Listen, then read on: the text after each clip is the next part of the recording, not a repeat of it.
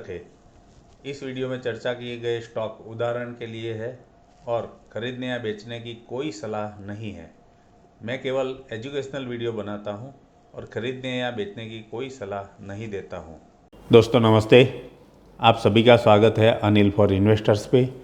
और यहाँ पर हम स्टॉक मार्केट की छोटी छोटी बातें बड़े मुनाफे के अंतर्गत ऐसी चीज़ें बताते हैं कि जिससे आपका लॉस कम हो जाए और प्रॉफिट ज़्यादा बढ़ सकता है। तो आओ आज एक ऐसी कंपनी का एनालाइज करते हैं कि जो कंपनी 17 कंट्रीज़ में अपना माल बेचती है, मैन्युफैक्चरिंग करती है, सर्विसेज भी देती है, और फिर भी एक टाइम में उस शेयर का भाव 2 रुपये 3 रुपये हो गया था और वहाँ से कई गुना होके 80 रुपीज़ तक पहुँच गया था और आज के दिन में वो आधे में यानी कि 40 रुपये के आसपास मिल रहा है। तो ऐसी कंपनी में क्या है और आगे क्या हो सकता है वो अभी हम देखेंगे।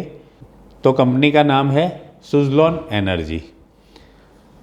तो देखिए, सुज़लोन एनर्जी 1995 में गुजरात में अपना बिजनेस शुरू किया और मेन उसका बिजनेस है विंड टरबाइन मैन्युफैक्चर करना और उसके रिलेटेड जो भी सर्विसेज है वो देना। क्योंकि गुजरात में कोस्टल एरिया सबसे ज़्यादा है तो यहाँ पर विंड टरबाइन का बिजनेस बहुत ही अच्छा चल रहा है, लेकिन उसका काम देखते हुए आसपास के कई कंट्रीज़ में और दूर दराज के कंट्रीज़ में 16-17 कंट्री में उसका मैन्युफैक्चरिंग यूनिट्स लगे हुए हैं, माल मैन्युफैक्चर होके वहाँ पर सप्लाई होता है। अब रिन्यूएबल एनर्जी की क्यों ज़रूरत है आपको पता है। गवर्नमेंट ने खुद ने डिसाइड किया है कि क्रूड ऑयल और उसके ऊपर डिपेंड ना रह के हम रिन्यूएबल एनर्जी में जाएंगे और 2030 तक 500 गीगावाट एनर्जी हम प्रोड्यूस करेंगे। तो ये इसके लिए विंड एनर्जी का पार्ट ज़्यादा आने वाला है और उसमें सुज़लोन एनर्जी खुद का विंड एनर्जी में बहुत बड़ा नाम है, बहुत बड़ा काम है। उनके पास आज की डेट में ऑलरेडी 3000 मेगावाट से ज़्यादा ऑर्डर बुक है। तो इतने तो ऑर्डर उनको ऑलरेडी मिल चुके हैं और भी मिलते जाएंगे। ये ऑर्डर को अगर हम मॉनेटरी कन्वर्ट करें तो करीब 33,000 करोड़ का बिजनेस है।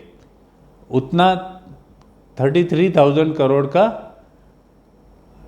ऑर्डर है और वो 3 साल में उनको कंप्लीट करना है। तो समझ लीजिए मोटा मोटा 11-12 करोड़ तो उनको हर साल मिलने ही वाला है और नया बिजनेस जो मिलेगा वो अलग। तो इस तरह देखें तो बिजनेस ग्रो होते ही रहेगा और इसका पार्ट, इसका कोई छोटा सा भी प्रॉफिट हमें मिले तो उसके लिए हमें उसमें इन्वेस्ट करने में झिझक नहीं होनी चाहिए। एक टाइम में ये कंपनी लॉस कर रही थी क्योंकि वो ओवरबर्डन थी, उसको डेट बढ़ गया था। फिर मैनेजमेंट ने डिसाइड किया कि भाई ये डेट ज़्यादा है, इंटरेस्ट ज़्यादा पे करना पड़ता है, उसको रीपे कर दो। और रीपे करने के बाद 2022-23 के बाद उसने प्रॉफिट करना शुरू कर दिया और आज की डेट में भी प्रॉफिट कर रही है, प्रॉफिट बढ़ रहा है। तो ऐसी कंपनी में इन्वेस्टमेंट हमारा डबल हो सकता है। हाँ, हालांकि ये लॉन्ग टर्म का होगा, ऐसा नहीं है कि 6 महीने 12 महीने में हो जाएगा, लेकिन लॉन्ग टर्म के लिए इन्वेस्ट करना है जिसको, उनके लिए ये अच्छा मौका है ऐसा लग रहा है। ROC इसकी 33% है। ROC return on capital employed 5 साल वाला जो देखेंगे तो 33% यानी बहुत ही अच्छा माना जाएगा।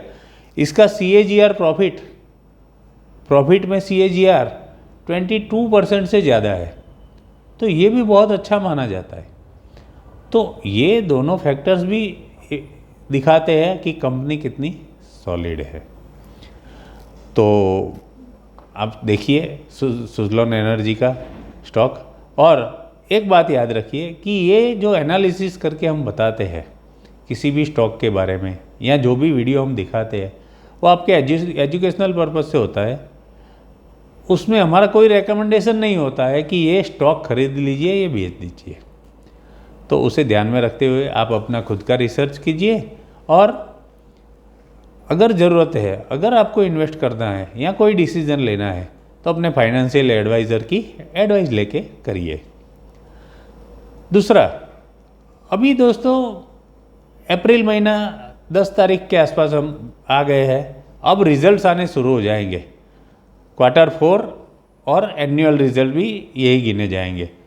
तो उसमें बैलेंस शीट पब्लिश होना शुरू हो जाएगी।